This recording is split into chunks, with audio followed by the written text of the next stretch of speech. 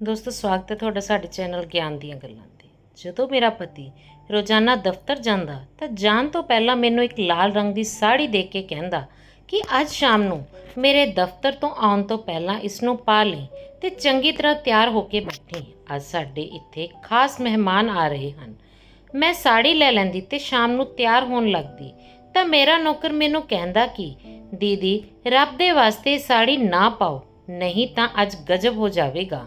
ਤੁਸੀਂ ਨਹੀਂ ਜਾਣਦੇ ਸਾਰੀ ਰਾਤ ਤੁਹਾਡੇ ਨਾਲ ਇੱਥੇ ਕੀ ਖੇਡ ਖੇਡੀ ਜਾਂਦੀ ਹੈ। ਅੱਜ ਤੁਸੀਂ ਇਹ ਸਾੜੀ ਮੈਨੂੰ ਦੇ ਦਿਓ। ਅੱਜ ਇਹ ਸਾੜੀ ਪਾ ਕੇ ਤੁਹਾਡੀ ਥਾਂ 'ਤੇ ਮੈਂ ਬੈਠਾਂਗਾ ਤੇ ਤੁਸੀਂ ਲੁੱਕ ਕੇ ਸਭ ਕੁਝ ਦੇਖ ਲੈਣਾ। ਫਿਰ ਤੁਹਾਨੂੰ ਮੇਰੀ ਗੱਲ 'ਤੇ ਵਿਸ਼ਵਾਸ ਹੋ ਜਾਵੇਗਾ ਤੇ ਤੁਸੀਂ ਸਭ ਕੁਝ ਸਮਝ ਜਾਓਗੇ। ਪਰ ਮੈਨੂੰ ਆਪਣੇ ਨੌਕਰ ਦੀਆਂ ਸਾਰੀਆਂ ਗੱਲਾਂ ਝੂਠੀਆਂ ਲੱਗਦੀਆਂ ਸਨ, ਕਿਉਂਕਿ ਮੈਨੂੰ ਸਾੜੀ ਪਹਿਨਣ ਤੋਂ ਬਾਅਦ ਕੁਝ ਵੀ ਯਾਦ ਨਹੀਂ ਰਹਿੰਦਾ ਸੀ। ਪਰ ਅੱਜ ਉਸਨੇ ਬਹੁਤ ਜ਼ਿਆਦਾ ਜ਼ਿੱਦ ਕੀਤੀ ਤੇ ਮੇਰੇ ਅੱਗੇ ਹੱਥ ਜੋੜਨ ਲੱਗਿਆ ਤਾਂ ਮੈਂ ਉਸਨੂੰ ਆਪਣੀ ਸਾੜੀ ਦੇ ਦਿੱਤੀ। ਉਸਨੇ ਮੇਰੀ ਸਾੜੀ ਪਾ ਲਈ ਤੇ ਆਪਣੇ ਸਿਰ ਤੇ ਇੱਕ ਲੰਮੇ ਵਾਲਾਂ ਦੀ ਵਿਗ ਲਗਾ ਲਈ ਤੇ ਔਰਤਾਂ ਵਾਂਗ ਤਿਆਰ ਹੋ ਕੇ ਮੇਰੇ ਕਮਰੇ 'ਚ ਬੈਠ ਗਿਆ। ਰਾਤ ਨੂੰ ਜਦੋਂ ਮਹਿਮਾਨ ਆਏ ਤਾਂ ਮੇਰਾ ਪਤੀ ਇੱਕ ਇੱਕ ਕਰਕੇ ਉਹਨਾਂ ਨੂੰ ਮੇਰੇ ਕਮਰੇ 'ਚ ਲੈ ਜਾਂਦਾ। ਪਰ ਕੁਝ ਸਮੇਂ ਬਾਅਦ ਇਹ ਦੇਖ ਮੇਰੇ ਪੈਰਾਂ ਹੇਠੋਂ ਜ਼ਮੀਨ ਖਿਸਕ ਗਈ ਜਦੋਂ ਉਹਨਾਂ ਮਹਿਮਾਨਾਂ ਨੇ ਮੇਰੇ ਨੌਕਰ ਦੇ ਨਾਲ ਸ਼ਾਮ ਦੇ 5 ਵੱਜ ਰਹੇ ਸਨ। ਮੈਂ ਜਦੋਂ ਸੋ ਕੇ ਉੱਠੀ ਤਾਂ ਘਰ 'ਚ ਹਰ ਪਾਸੇ ਚਹਿਲ ਪਹਿਲ ਸੀ। ਮੇਰੀ ਮਾਂ ਮੇਰੇ ਛੋਟੇ ਭਰਾ ਨੂੰ ਕਹਿ ਰਹੀ ਸੀ ਕਿ ਜਲਦੀ ਮਾਰਕੀਟ ਜਾ ਤੇ ਚੰਗਾ ਜਿਹਾ ਨਾਸ਼ਤਾ ਲੈ ਕੇ ਆ। ਜਦੋਂ ਮੈਂ ਆਪਣੀ ਮਾਂ ਤੋਂ ਪੁੱਛਿਆ ਤਾਂ ਮੈਨੂੰ ਪਤਾ ਲੱਗਿਆ ਕਿ ਸਾਡੇ ਘਰ ਰਿਸ਼ਤੇ ਲਈ ਕੁਝ ਮਹਿਮਾਨ ਆ ਰਹੇ ਹਨ। ਫਿਰ ਮਾਂ ਨੇ ਮੈਨੂੰ ਕਿਹਾ ਕਿ ਇੱਕ ਚੰਗਾ ਜਿਹਾ ਸੂਟ ਪਾ ਕੇ ਤਿਆਰ ਹੋ ਜਾਓ। ਮੈਂ ਆਪਣੀ ਮਾਂ ਨੂੰ ਦੇਖਣ ਲੱਗੀ ਪਰ ਮੈਂ ਉਹਨਾਂ ਨੂੰ ਕੁਝ ਨਾ ਕਿਹਾ। ਮੈਂ ਇੱਕ ਨਵਾਂ ਜੋੜਾ ਕੱਢ ਕੇ ਪਾ ਲਿਆ ਤੇ ਹਲਕਾ ਫੁਲਕਾ ਮੇਕਅਪ ਕਰ ਲਿਆ। ਥੋੜੀ ਦੇਰ ਬਾਅਦ ਉਹ ਰਿਸ਼ਤੇ ਵਾਲੇ ਮਹਿਮਾਨ ਸਾਡੇ ਘਰ ਆ ਗਏ। ਮਾਂ ਨੇ ਉਹਨਾਂ ਨੂੰ ਡਰਾਇੰਗ ਰੂਮ 'ਚ ਬਿਠਾਇਆ ਤੇ ਖੁਦ ਵੀ ਉਹਨਾਂ ਨਾਲ ਬੈਠ ਗਈ। ਉਹਨਾਂ ਨੇ ਮੈਨੂੰ ਕਿਹਾ ਕਿ ਮੈਂ ਚਾਹ ਬਣਾ ਲਵਾਂ। ਘਬਰਾਹਟ ਕਰਕੇ ਮੇਰੇ ਤਾਂ ਹੱਥ ਪੈਰ ਫੁੱਲ ਰਹੇ ਸਨ, ਪਰ ਮੈਂ ਚਾਹ ਬਣਾਈ ਤੇ ਜਦੋਂ ਮੇਰੀ ਮਾਂ ਨੇ ਇਸ਼ਾਰਾ ਕੀਤਾ ਤਾਂ ਮੈਂ ਚਾਹ ਦੀ ਟਰੇ ਲੈ ਕੇ ਮਹਿਮਾਨਾਂ ਦੇ ਸਾਹਮਣੇ ਆ ਕੇ ਬੈਠ ਗਈ। ਉਹਨਾਂ 'ਚੋਂ ਇੱਕ ਔਰਤ ਮੈਨੂੰ ਗੌਰ ਨਾਲ ਦੇਖ ਰਹੀ ਸੀ। ਮੈਨੂੰ ਉਸੇ ਸਮੇਂ ਅੰਦਾਜ਼ਾ ਹੋ ਗਿਆ ਸੀ ਕਿ ਮੈਂ ਇਹਨਾਂ ਨੂੰ ਪਸੰਦ ਆ ਚੁੱਕੀ ਹਾਂ। ਉਹਨਾਂ ਦੇ ਦੇਖਣ ਦਾ ਤਰੀਕਾ ਦੱਸ ਰਿਹਾ ਸੀ ਤੇ ਬਾਕੀ ਲੋਕਾਂ ਨੂੰ ਵੀ ਮੈਂ ਤੇ ਮੇਰੇ ਪਰਿਵਾਰ ਵਾਲੇ ਪਸੰਦ ਆ ਗਏ। ਅਗਲੇ ਦਿਨ ਉਹਨਾਂ ਨੇ ਸਾਡੇ ਘਰ ਫੋਨ ਕਰਕੇ ਦੱਸ ਦਿੱਤਾ ਕਿ ਸਾਡੇ ਵੱਲੋਂ ਹਾਂ ਹੈ। ਮਾਂ ਨੇ ਭਗਵਾਨ ਦਾ ਸ਼ੁਕਰੀਆ ਅਦਾ ਕੀਤਾ ਤੇ ਇਸ ਤਰ੍ਹਾਂ ਮੇਰੀ ਮੰਗਣੀ ਪ੍ਰਕਾਸ਼ ਨਾਲ ਕਰ ਦਿੱਤੀ ਤੇ 2 ਮਹੀਨੇ ਬਾਅਦ ਵਿਆਹ ਦੀ ਤਾਰੀਖ ਤੈਅ ਕਰ ਦਿੱਤੀ। ਇਹਨਾਂ 2 ਮਹੀਨਿਆਂ 'ਚ ਮੈਂ ਪ੍ਰਕਾਸ਼ ਨਾਲ ਥੋੜੀ ਬਹੁਤ ਫੋਨ ਤੇ ਗੱਲ ਕੀਤੀ ਸੀ। ਉਹ ਮੈਥੋਂ ਮੇਰੀ ਫੋਟੋ ਮੰਗਦੀ ਪਰ ਮੈਂ ਉਹਨਾਂ ਨੂੰ ਮਨਾ ਕਰ ਦਿੰਦੀ ਸੀ।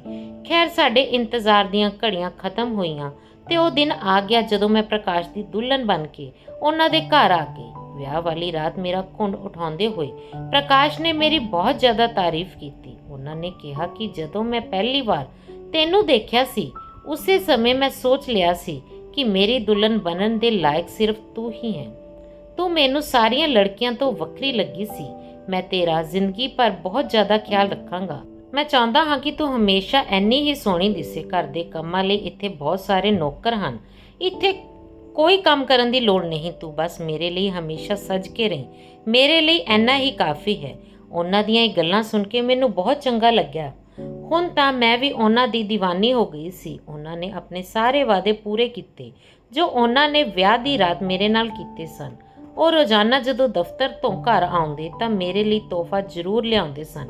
ਪ੍ਰਕਾਸ਼ ਦੇ ਪਿਆਰ ਨੇ ਮੈਨੂੰ ਸਭ ਕੁਝ ਭੁਲਾ ਦਿੱਤਾ ਸੀ। ਹੁਣ ਮੈਂ ਪਹਿਲਾਂ ਤੋਂ ਵੀ ਜ਼ਿਆਦਾ ਸੋਹਣੀ ਹੋ ਗਈ ਸੀ। ਪ੍ਰਕਾਸ਼ ਦੇ ਪਿਆਰ ਨਾਲ ਮੇਰਾ ਰੂਪ ਦਿਨ ਬ ਦਿਨ ਨਿਖਰਨ ਲੱਗਿਆ ਸੀ। ਜਦੋਂ ਮੈਂ ਆਪਣੇ ਪੇਕੇ ਜਾਂਦੀ ਤਾਂ ਮੇਰੀਆਂ ਸਹੇਲੀਆਂ ਤੇ ਮੇਰੇ ਗੁਆਂਢੀ ਮੈਨੂੰ ਪੂਰੀ ਗੌਰ ਨਾਲ ਦੇਖਦੇ ਤੇ ਕਹਿੰਦੇ ਕਿ ਤੇਰੀ ਤਾਂ ਲਾਟਰੀ ਨਿਕਲ ਗਈ, ਤੈਨੂੰ ਇੰਨਾ ਪਿਆਰ ਕਰਨ ਵਾਲਾ ਪਤੀ ਮਿਲਿਆ ਹੈ। ਮੇਰੇ ਵਿਆਹ ਨੂੰ 4 ਮਹੀਨੇ ਹੋ ਗਏ ਸਨ। ਇੱਕ ਦਿਨ ਪ੍ਰਕਾਸ਼ ਨੇ ਮੈਨੂੰ ਕਿਹਾ ਕਿ ਉਹਨਾਂ ਨੇ ਕਿਸੇ ਕੰਮ ਲਈ ਦੂਜੇ ਸ਼ਹਿਰ ਜਾਣਾ ਹੈ ਅਤੇ ਉਸ ਮੈਨੂੰ ਸਵੇਰੇ ਪੇਕੇ ਛੱਡ ਕੇ ਚਲੇ ਜਾਣਗੇ ਤੇ 20 ਦਿਨਾਂ ਬਾਅਦ ਵਾਪਸ ਆ ਕੇ ਮੈਨੂੰ ਲੈ ਆਣਗੇ। ਉਹਨਾਂ ਨੇ ਦਫ਼ਤਰ ਦੀ ਕੋਈ ਮੀਟਿੰਗ ਸੀ, ਇਸ ਲਈ ਉਹਨਾਂ ਦਾ ਜਾਣਾ ਬਹੁਤ ਜ਼ਰੂਰੀ ਸੀ। ਪ੍ਰਕਾਸ਼ ਨੇ ਮੈਨੂੰ ਸ਼ਾਮ ਦੇ ਸਮੇਂ ਮੇਰੇ ਪੇਕੇ ਛੱਡ ਦਿੱਤਾ ਤੇ ਖੁਦ ਏਅਰਪੋਰਟ ਵੱਲ ਨਿਕਲ ਗਏ। ਉਸ ਤੋਂ ਬਾਅਦ ਤਾਂ ਮੇਰੀ ਜ਼ਿੰਦਗੀ ਜਿਵੇਂ ਤੂਫਾਨ ਜਿਹਾ ਆ ਗਿਆ। 20 ਦਿਨਾਂ ਤੋਂ ਬਾਅਦ ਪ੍ਰਕਾਸ਼ ਮੈਨੂੰ ਪੇਕੇ ਤੋਂ ਘਰ ਤਾਂ ਲੈ ਗਿਆ, ਪਰ ਉਹ ਮੈਨੂੰ ਬਹੁਤ ਬਦਲਿਆ ਲੱਗ ਰਿਹਾ ਸੀ। ਹੁਣ ਉਹ ਮੇਰੇ ਨਾਲ ਗੱਲ ਵੀ ਬਹੁਤ ਘੱਟ ਕਰਨ ਲੱਗਿਆ ਸੀ। ਉਹਨਾਂ ਦੀਆਂ ਅੱਖਾਂ 'ਚ ਮੈਨੂੰ ਪਹਿਲਾਂ ਵਾਲਾ ਪਿਆਰ ਨਹੀਂ ਦਿਸਦਾ ਸੀ। ਹੁਣ ਮੈਨੂੰ ਉਹਨਾਂ ਨਾਲ ਅਜਨਬੀ ਜਿਹਾ ਮਹਿਸੂਸ ਹੁੰਦਾ ਸੀ। ਹੁਣ ਉਹਨਾਂ ਦਾ ਜ਼ਿਆਦਾ ਸਮਾਂ ਦਫ਼ਤਰ 'ਚ ਹੀ ਲੰਘਦਾ ਸੀ। ਜਦੋਂ ਮੈਂ ਉਹਨਾਂ ਨਾਲ ਇਸ ਗੱਲ ਦੀ ਸ਼ਿਕਾਇਤ ਕਰਦੀ ਤਾਂ ਉਹ ਮੈਨੂੰ ਆਪਣੇ ਬਿਜ਼ਨਸ ਦਾ ਬਹਾਨਾ ਲਾ ਦਿੰਦੇ ਤੇ ਕਹਿੰਦੇ ਕਿ ਮੈਨੂੰ ਦਫ਼ਤਰ 'ਚ ਬਹੁਤ ਜ਼ਿਆਦਾ ਕੰਮ ਹੁੰਦਾ ਹੈ। ਕਦੇ ਕਹਿੰਦੇ ਕਿ ਘਰ 'ਚ ਹਰ ਜ਼ਰੂਰਤ ਦੀ ਚੀਜ਼ ਹੈ, ਫਿਰ ਤੈਨੂੰ ਕਿਸ ਚੀਜ਼ ਦੀ ਜ਼ਰੂਰਤ ਹੈ? ਮੈਂ ਆਪਣੇ ਕੰਮ 'ਚ ਬਹੁਤ ਜ਼ਿਆਦਾ ਬਿਜ਼ੀ ਰਹਿੰਦਾ ਹਾਂ, ਤੈਨੂੰ ਥੋੜ੍ਹਾ ਬਰਦਾਸ਼ਤ ਕਰਨਾ ਪਵੇਗਾ। ਮੈਂ ਉਹਨਾਂ ਨੂੰ ਕਹਿੰਦੀ ਕਿ ਮੈਨੂੰ ਚੀਜ਼ਾਂ ਦੀ ਨਹੀਂ ਤੁਹਾਡੀ ਲੋੜ ਹੈ, ਪਰ ਸ਼ਾਇਦ ਹੁਣ ਪ੍ਰਕਾਸ਼ ਕੋਲ ਮੇਰੇ ਲਈ ਸਮਾਂ ਨਹੀਂ ਸੀ। ਮੈਂ ਘਰੇ ਸਾਰਾ ਦਿਨ ਇਕੱਲੀ ਬੋਰ ਹੁੰਦੀ ਰਹਿੰਦੀ ਸੀ, ਇਸ ਲਈ ਮੈਂ ਖਾਣਾ ਪਕਾਉਣ ਵਾਲੀ ਤੇ ਸਫਾਈ ਕਰਨ ਵਾਲੀ ਨੌਕਰਾਨੀ ਨੂੰ ਛੁੱਟੀ ਦੇ ਦਿੱਤੀ। ਮੈਂ ਸੋਚਿਆ ਕਿ ਮੈਂ ਘਰ ਦਾ ਸਾਰਾ ਕੰਮ ਹੁਣ ਖੁਦ ਹੀ ਕਰਾਂਗੀ। ਹੋ ਸਕਦਾ ਹੈ ਇਸੇ ਨਾਲ ਮੇਰਾ ਲੰਮਾ ਸਮਾਂ ਲੰਘ ਜਾਵੇ ਤੇ ਮੈਨੂੰ ਪ੍ਰਕਾਸ਼ ਦੇ ਇੰਤਜ਼ਾਰ ਦੀ ਤਕਲੀਫ ਵੀ ਨਾ ਸਹਿਣੀ ਪਵੇ। ਪਰ ਇਹ ਸਿਰਫ ਮੇਰਾ ਖਿਆਲ ਹੀ ਸੀ, ਕਿਉਂਕਿ ਮੈਨੂੰ ਘਰ ਦਾ ਕੰਮ ਛੱਡੇ ਹੋਏ ਬਹੁਤ ਸਮਾਂ ਹੋ ਗਿਆ ਸੀ। ਹੁਣ ਜਦੋਂ ਮੈਂ ਘਰ ਦਾ ਕੰਮ ਸ਼ੁਰੂ ਕੀਤਾ ਤਾਂ ਮੇਰੀ ਹਿੰਮਤ ਜਵਾਬ ਦੇ ਗਈ। ਮੈਥੋਂ ਇਹ ਕੰਮ ਸੰਭਾਲਿਆ ਨਹੀਂ ਜਾ ਰਿਹਾ ਸੀ। ਮੈਂ ਪਰੇਸ਼ਾਨ ਹੋ ਕੇ ਪ੍ਰਕਾਸ਼ ਨੂੰ ਕਿਹਾ ਕਿ ਤੁਸੀਂ ਘਰ ਦੇ ਕੰਮਾਂ ਲਈ ਦੁਬਾਰਾ ਕੋਈ ਨੌਕਰਾਨੀ ਰੱਖ ਲਓ, ਕਿਉਂਕਿ ਮੈਥੋਂ ਹੁਣ ਇੰਨਾ ਸਾਰਾ ਕੰਮ ਨਹੀਂ ਹੁੰਦਾ। ਪਰ ਪ੍ਰਕਾਸ਼ ਕਹਿਣ ਲੱਗੇ ਕਿ ਹੁਣ ਸਾਨੂੰ ਨੌਕਰ ਦੀ ਕੋਈ ਲੋੜ ਨਹੀਂ ਹੈ। ਉਂਝ ਵੀ ਘਰ 'ਚ ਹੁੰਦਾ ਹੀ ਕੌਣ ਹੈ, ਇੱਕ ਮੈਂ ਹਾਂ ਤੇ ਇੱਕ ਤੂੰ, ਤੇ 2 ਜਣਿਆਂ ਦਾ ਖਾਣਾ ਬਣਾਉਣਾ ਕੋਈ ਵੱਡੀ ਗੱਲ ਨਹੀਂ ਹੈ। ਪ੍ਰਕਾਸ਼ ਦਾ ਇਹ ਜਵਾਬ ਸੁਣ ਕੇ ਤਾਂ ਮੈਂ ਹੈਰਾਨ ਹੋ ਗਈ, ਕਿਉਂਕਿ ਉਹ ਤਾਂ ਮੈਨੂੰ ਹਮੇਸ਼ਾ ਸੱਜ ਕੇ ਰਹਿਣ ਦੀ ਗੱਲ ਕਰਦੇ ਸੀ ਤੇ ਮੈਨੂੰ ਕਹਿੰਦਾ ਸੀ ਕਿ ਤੈਨੂੰ ਕਿਸੇ ਵੀ ਕੰਮ ਨੂੰ ਹੱਥ ਲਾਉਣ ਦੀ ਲੋੜ ਨਹੀਂ ਹੈ। ਤੇ ਅੱਜ ਉਹੀ ਇਨਸਾਨ ਮੇਰੇ ਨਾਲ ਨੌਕਰਾਂ ਦੀ ਸੈਲਰੀ ਤੇ ਬਹਿਸ ਕਰ ਰਿਹਾ ਸੀ। ਇਹ ਸਭ ਸੁਣ ਕੇ ਮੇਰਾ ਤਾਂ ਦਿਲ ਟੁੱਟ ਗਿਆ ਸੀ, ਪਰ ਮੈਂ ਉਹਨਾਂ ਤੋਂ ਕੋਈ ਸ਼ਿਕਾਇਤ ਨਹੀਂ ਕੀਤੀ। ਅਗਲੇ ਦਿਨ ਪ੍ਰਕਾਸ਼ ਦਫ਼ਤਰ ਤੋਂ ਘਰ ਵਾਪਸ ਆਇਆ ਤਾਂ ਉਹ ਮੈਨੂੰ ਖੁਸ਼ ਲੱਗ ਰਿਹਾ ਸੀ। ਜਦੋਂ ਮੈਂ ਉਹਨਾਂ ਤੋਂ ਕਾਰਨ ਪੁੱਛਿਆ ਤਾਂ ਕਹਿਣ ਲੱਗੇ ਕਿ ਮੇਰੇ ਕੋਲ ਇੱਕ ਗੁੱਡ ਨਿਊਜ਼ ਹੈ, ਪਰ ਉਹ ਮੈਂ ਤੈਨੂੰ ਕੱਲ ਦੱਸਾਂਗਾ। ਫਿਲਹਾਲ ਤੂੰ ਮੇਰੇ ਲਈ ਖਾਣਾ ਲਗਾ ਦੇ, ਮੈਨੂੰ ਬਹੁਤ ਭੁੱਖ ਲੱਗ ਰਹੀ ਹੈ। ਮੈਂ ਸੋਚਣ ਲੱਗੀ ਕਿ ਆਖਰ ਅਜਿਹੀ ਕੀ ਗੱਲ ਹੈ ਜੋ ਅੱਜ ਇਹ ਇੰਨਾ ਖੁਸ਼ ਹੈ, ਪਰ ਮੈਂ ਉਹਨਾਂ ਦੀ ਆਦਤ ਨੂੰ ਚੰਗੀ ਤਰ੍ਹਾਂ ਜਾਣਦੀ ਸੀ। ਜਦੋਂ ਉਹ ਕੋਈ ਗੱਲ ਦੱਸਣ ਤੋਂ ਮਨਾ ਕਰ ਦਿੰਦੇ ਸਨ ਤਾਂ ਫਿਰ ਦੱਸਦੇ ਹੀ ਨਹੀਂ ਸਨ। ਮੈਂ ਵੀ ਚੁੱਪ ਹੋ ਗਈ ਤੇ ਚੁੱਪਚਾਪ ਅਗਲੇ ਦਿਨ ਦਾ ਇੰਤਜ਼ਾਰ ਕਰਨ ਲੱਗੀ। ਸ਼ਾਮ ਦੇ ਸਮੇਂ ਮੈਂ ਉਹਨਾਂ ਦੀ ਉਡੀਕ ਕਰ ਰਹੀ ਸੀ ਕਿ ਦਰਵਾਜ਼ੇ ਤੇ ਕਿਸੇ ਨੇ ਘੰਟੀ ਵਜਾਈ। ਮੈਂ ਜਾ ਕੇ ਦਰਵਾਜ਼ਾ ਖੋਲ੍ਹਿਆ ਤਾਂ ਸਾਹਮਣੇ ਗੱਡੀ ਖੜੀ ਸੀ। ਪਹਿਲਾਂ ਤਾਂ ਮੈਂ ਪਹਿਚਾਨ ਹੀ ਨਹੀਂ ਸਕੀ, ਕਿਉਂਕਿ ਪ੍ਰਕਾਸ਼ ਆਪਣੀ ਗੱਡੀ ਘਰ ਦੇ ਅੰਦਰ ਖੜੀ ਕਰਦਾ ਸੀ, ਪਰ ਅੱਜ ਉਹ ਆਪਣੀ ਗੱਡੀ 'ਚ ਹੀ ਬੈਠਾ ਸੀ। ਉਹਨਾਂ ਦੇ ਹੱਥ 'ਚ ਬਹੁਤ ਸਾਰੇ ਸ਼ਾਪਿੰਗ ਬੈਗ ਸਨ।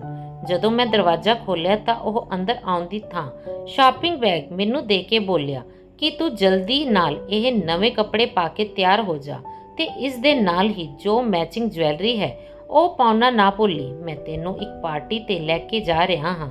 ਜਦੋਂ ਤੂੰ ਤਿਆਰ ਹੋ ਜਾਵੇਂਗੀ ਤਾਂ ਅਸੀਂ ਚੱਲਾਂਗੇ ਤੇ ਤਿਆਰ ਹੋ ਕੇ ਮੈਨੂੰ ਕਾਲ ਜਾਂ ਮੈਸੇਜ ਕਰ ਦੇਣਾ, ਮੈਂ ਤੈਨੂੰ ਪਿਕ ਕਰਨ ਆ ਜਾਵਾਂਗਾ। ਮੈਂ ਉਹਨਾਂ ਤੋਂ ਬੈਗ ਲਏ ਤੇ ਤਿਆਰ ਹੋਣ ਲੱਗੀ। ਮੈਂ ਬਹੁਤ ਲਗਨ ਨਾਲ ਤਿਆਰ ਹੋ ਰਹੀ ਸੀ। ਲਾਲ ਰੰਗ ਦੀ ਸਾੜੀ ਤੇ 골ਡਨ ਜਵੈਲਰੀ 'ਚ ਇੰਨੀ ਸੋਹਣੀ ਲੱਗ ਰਹੀ ਸੀ ਕਿ ਮੈਨੂੰ ਖੁਦ ਤੇ ਵਿਸ਼ਵਾਸ ਨਹੀਂ ਹੋ ਰਿਹਾ ਸੀ। ਅਜੇ ਮੈਂ ਪੂਰੀ ਤਰ੍ਹਾਂ ਤਿਆਰ ਨਹੀਂ ਹੋਈ ਸੀ ਕਿ ਫਿਰ ਦਰਵਾਜ਼ੇ ਤੇ ਘੰਟੀ ਵੱਜੀ। ਮੈਂ ਸਮਝ ਗਈ ਕਿ ਦਰਵਾਜ਼ੇ ਤੇ ਪ੍ਰਕਾਸ਼ ਹੀ ਹੋਣਗੇ ਤੇ ਉਹ ਮੇਰੀ ਉਡੀਕ ਨਹੀਂ ਕਰ ਸਕਦੇ, ਇਸ ਲਈ ਮੈਨੂੰ ਪਹਿਲਾਂ ਹੀ ਲੈਣ ਆ ਗਏ। ਮੈਂ ਜਲਦੀ ਨਾਲ ਘਰ ਨੂੰ ਤਾਲਾ ਲਾਇਆ ਤੇ ਪ੍ਰਕਾਸ਼ ਨਾਲ ਗੱਡੀ 'ਚ ਜਾ ਕੇ ਬੈਠ ਗਈ। ਅੱਜ ਪ੍ਰਕਾਸ਼ ਖੁਦ ਵੀ ਬਹੁਤ ਚੰਗੀ ਤਰ੍ਹਾਂ ਤਿਆਰ ਹੋਇਆ ਸੀ ਤੇ ਚੰਗੇ ਮੂਡ 'ਚ ਸੀ। ਉਹ ਮੈਨੂੰ ਸਮਝਾਉਣ ਲੱਗੇ ਕਿ ਜਿੱਥੇ ਅਸੀਂ ਜਾ ਰਹੇ ਹਾਂ ਉੱਥੇ ਬਹੁਤ ਵੱਡੇ ਲੋਕ ਹੋਣਗੇ ਤੇ ਮੈਨੂੰ ਉੱਥੇ ਸਾਰਿਆਂ ਨਾਲ ਹੱਸ ਕੇ ਤੇ ਖੁਸ਼ ਹੋ ਕੇ ਮਿਲਣਾ ਹੈ। ਫਿਰ ਕਹਿਣ ਲੱਗੇ ਕਿ ਜੇਕਰ ਇਨਸਾਨ ਆਪਣੀਆਂ ਗੱਲਾਂ ਨਾਲ ਦੂਜਿਆਂ ਨੂੰ ਇੰਪ੍ਰੈਸ ਕਰਨ 'ਚ ਕਾਮਯਾਬ ਹੋ ਜਾਂਦਾ ਹੈ, ਉਹ ਬਹੁਤ ਸਾਰੇ ਫਾਇਦੇ ਉਠਾ ਸਕਦਾ ਹੈ। ਉਹਨਾਂ ਦੀਆਂ ਗੱਲਾਂ ਮੇਰੀ ਸਮਝ 'ਚ ਨਹੀਂ ਆ ਰਹੀਆਂ ਸਨ। ਥੋੜ੍ਹੀ ਦੇਰ ਬਾਅਦ ਸਾਡੀ ਗੱਡੀ ਇੱਕ ਵੱਡੇ ਸਾਰੇ ਹੋਟਲ ਦੇ ਸਾਹਮਣੇ ਪਾਰਕ ਕੀਤੀ। ਉਹਨਾਂ ਨੇ ਗੱਡੀ ਦਾ ਦਰਵਾਜ਼ਾ ਇਸ ਤਰ੍ਹਾਂ ਖੋਲ੍ਹਿਆ ਜਿਵੇਂ ਮੈਂ ਕੋਈ ਰਾਜਕੁਮਾਰੀ ਹਾਂ। ਮੇਰਾ ਹੱਥ ਫੜ ਕੇ ਉਹ ਹੋਟਲ ਦੇ ਅੰਦਰ ਚਲੇ ਗਏ। ਉਹਨਾਂ ਦਾ ਅੰਦਾਜ਼ਾ ਅੱਜ ਮੈਨੂੰ ਬਹੁਤ ਬਦਲਿਆ ਲੱਗ ਰਿਹਾ ਸੀ, ਕਿਉਂਕਿ ਮੈਂ ਉਹਨਾਂ ਨੂੰ ਅਜਿਹਾ ਵਿਆਹ ਤੋਂ ਬਾਅਦ ਪਹਿਲੀ ਵਾਰ ਹੀ ਦੇਖਿਆ ਸੀ ਜੋ ਅੱਜ ਉਹ ਸਾਰੀ ਦੁਨੀਆ ਦੇ ਸਾਹਮਣੇ ਦਿਖਾ ਰਹੇ ਸਨ। ਖੈਰ, ਜਦੋਂ ਅਸੀਂ ਉਸ ਹੋਟਲ 'ਚ ਗਏ ਤਾਂ ਇੱਕ ਬਹੁਤ ਵੱਡੇ ਹਾਲ ਨੂੰ ਬਹੁਤ ਹੀ ਸੋਹਣਾ ਸਜਾਇਆ ਗਿਆ ਸੀ। ਹਰ ਪਾਸੇ ਲਾਈਟਾਂ ਜਗ ਰਹੀਆਂ ਸਨ। ਹੋਟਲ 'ਚ ਬਹੁਤ ਸਾਰੇ ਅਫਸਰ ਤੇ ਉਹਨਾਂ ਦੀਆਂ ਪਤਨੀਆਂ ਨੂੰ ਸੱਦਾ ਦਿੱਤਾ ਗਿਆ ਸੀ। ਥੋੜੀ ਦੇਰ 'ਚ ਹੀ ਮੈਨੂੰ ਪਤਾ ਲੱਗਿਆ ਕਿ ਮੇਰੀ ਖੂਬਸੂਰਤੀ ਨੇ ਸਾਰਿਆਂ ਨੂੰ ਆਪਣੇ ਵੱਲ ਖਿੱਚ ਲਿਆ ਹੈ। ਉਂਝ ਤਾਂ ਮੈਂ ਪਹਿਲਾਂ ਵੀ ਬਹੁਤ ਜ਼ਿਆਦਾ ਖੂਬਸੂਰਤ ਸੀ ਤੇ ਅੱਜ ਮੈਂ ਇਸ ਤਰ੍ਹਾਂ ਤਿਆਰ ਹੋਈ ਸੀ ਜਿਵੇਂ ਕੋਈ ਨਵੀਂ ਦੁਲਹਨ ਨੂੰ ਤਿਆਰ ਕੀਤਾ ਜਾਂਦਾ ਹੈ। ਪ੍ਰਕਾਸ਼ ਨੇ ਵੀ ਬਹੁਤ ਜ਼ਿਆਦਾ ਮਾਣ ਨਾਲ ਮੈਨੂੰ ਆਪਣੇ ਦੋਸਤਾਂ ਨਾਲ ਮਿਲਵਾਇਆ। ਉਸ ਤੋਂ ਬਾਅਦ ਅਸੀਂ ਸਾਰਿਆਂ ਨੇ ਖਾਣਾ ਖਾਧਾ ਤੇ ਉੱਥੇ ਹਲਕਾ ਫੁਲਕਾ ਮਿਊਜ਼ਿਕ ਵੀ ਵੱਜ ਰਿਹਾ ਸੀ। ਇਹ ਮਾਹੌਲ ਮੇਰੇ ਲਈ ਬਹੁਤ ਅਜਨਬੀ ਜਿਹਾ ਸੀ। ਸਾਡੀ ਨਾਲ ਵਾਲੀ ਟੇਬਲ ਤੇ ਜੋ ਆਦਮੀ ਬੈਠਾ ਸੀ ਉਹ ਵਾਰ-ਵਾਰ ਮੈਨੂੰ ਦੇਖ ਰਿਹਾ ਸੀ। ਉਸ ਦਾ ਦੇਖਣਾ ਮੈਨੂੰ ਕੁਝ ਠੀਕ ਨਹੀਂ ਲੱਗ ਰਿਹਾ ਸੀ। ਥੋੜੀ ਦੇਰ ਬਾਅਦ ਉਹ ਉੱਥੋਂ ਉੱਠ ਕੇ ਸਾਡੇ ਨਾਲ ਹੀ ਸਾਡੀ ਟੇਬਲ ਤੇ ਆ ਕੇ ਬੈਠ ਗਿਆ। ਗੱਲਾਂ ਕਰਦੇ ਕਰਦੇ ਪਤਾ ਲੱਗਿਆ ਕਿ ਉਹ ਮੇਰੇ ਪਤੀ ਪ੍ਰਕਾਸ਼ ਦਾ ਸੀਨੀਅਰ ਅਫਸਰ ਸੀ, ਪਰ ਉਸ ਨੂੰ ਦੇਖਣ ਤੇ ਕਿਤੋਂ ਨਹੀਂ ਲੱਗ ਰਿਹਾ ਸੀ ਕਿ ਉਹ ਸੀਨੀਅਰ ਹੈ। ਪ੍ਰਕਾਸ਼ ਨੇ ਮੈਨੂੰ ਉਸ ਨਾਲ ਮਿਲਵਾਇਆ। ਉਸਨੇ ਹੱਥ ਮਿਲਾਉਣ ਲਈ ਆਪਣਾ ਹੱਥ ਅੱਗੇ ਕੀਤਾ। ਨਾ ਚਾਹੁੰਦੇ ਹੋਏ ਵੀ ਮੈਨੂੰ ਸਾਰਿਆਂ ਦੇ ਸਾਹਮਣੇ ਉਸ ਨਾਲ ਹੱਥ ਮਿਲਾਉਣਾ ਪਿਆ। ਹੱਥ ਮਿਲਾਉਂਦੇ ਹੋਏ ਉਸਨੇ ਮੇਰਾ ਹੱਥ ਆਪਣੇ ਹੱਥ ਨਾਲ ਹਲਕਾ ਜਿਹਾ ਦਬਾ ਦਿੱਤਾ ਸੀ। ਉਸਦੀ ਇਹ ਹਰਕਤ ਮੈਨੂੰ ਬਹੁਤ ਬੁਰੀ ਲੱਗੀ ਸੀ। ਪ੍ਰਕਾਸ਼ ਨੇ ਵੀ ਇਹ ਗੱਲ ਨੋਟਿਸ ਕੀਤੀ ਸੀ, ਪਰ ਉਹਨਾਂ ਨੇ ਕੁਝ ਵੀ ਨਹੀਂ ਕਿਹਾ ਤੇ ਚੁੱਪ ਰਹੇ। ਮੈਨੂੰ ਆਪਣੇ ਪਤੀ ਦੀ ਇਸ ਹਰਕਤ ਤੇ ਬਹੁਤ ਹੈਰਾਨੀ ਹੋ ਰਹੀ ਸੀ ਕਿ ਉਹ ਇਹ ਸਭ ਕੁਝ ਕਿਵੇਂ ਬਰਦਾਸ਼ਤ ਕਰ ਰਹੇ ਹਨ।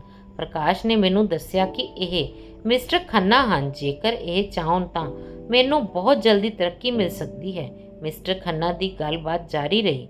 ਉਹ ਬਹੁਤ ਜ਼ਿਆਦਾ ਦਿਲਚਸਪ ਗੱਲ ਕਰ ਰਹੇ ਸਨ, ਪਰ ਉਹ ਵਾਰ-ਵਾਰ ਮੈਨੂੰ ਦੇਖ ਵੀ ਰਹੇ ਸਨ।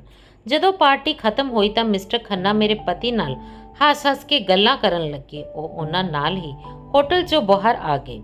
ਮੈਨੂੰ ਉਹਨਾਂ ਨਾਲ ਸਾਡੇ ਨਾਲ ਚੱਲਣਾ ਬਿਲਕੁਲ ਚੰਗਾ ਨਹੀਂ ਲੱਗ ਰਿਹਾ ਸੀ। ਖੈਰ, ਹੁਣ ਅਸੀਂ ਪਾਰਟੀ ਤੋਂ ਘਰ ਵਾਪਸ ਆ ਗਏ ਸੀ। ਘਰ ਆ ਕੇ ਪ੍ਰਕਾਸ਼ ਨੇ ਮੇਰਾ ਸ਼ੁਕਰੀਆ ਅਦਾ ਕੀਤਾ ਕਿ ਮੈਂ ਪਾਰਟੀ 'ਚ ਉਹਨਾਂ ਦਾ ਪੂਰਾ ਸਾਥ ਦਿੱਤਾ। ਉਹਨਾਂ ਨੇ ਮੇਰੇ ਨਾਲ ਵਾਅਦਾ ਕੀਤਾ ਕਿ ਉਹ ਜਲਦ ਹੀ ਘਰ 'ਚ ਕਿਸੇ ਨੌਕਰਾਨੀ ਦਾ ਇੰਤਜ਼ਾਮ ਕਰ ਦੇਣਗੇ। ਬਸ ਹੁਣ ਮੈਨੂੰ ਉਹਨਾਂ ਨਾਲ ਅਜਿਹੀਆਂ ਹੀ ਪਾਰਟੀਆਂ ਤੇ ਜਾਣਾ ਹੋਵੇਗਾ ਤੇ ਉਸ ਦੇ ਵੱਡੇ-ਵੱਡੇ ਅਫਸਰਾਂ ਨਾਲ ਮੇਲ-ਜੋਲ ਵਧਾਉਣਾ ਹੋਵੇਗਾ। ਅਗਲੇ ਦਿਨ ਜਦੋਂ ਮੈਂ ਸੋ ਕੇ ਉੱਠੀ ਤਾਂ 12 ਵੱਜ ਰਹੇ ਸਨ। ਪ੍ਰਕਾਸ਼ ਖੁਦ ਹੀ ਨਾਸ਼ਤਾ ਕਰਕੇ ਘਰੋਂ ਦਫ਼ਤਰ ਲਈ ਨਿਕਲ ਗਿਆ।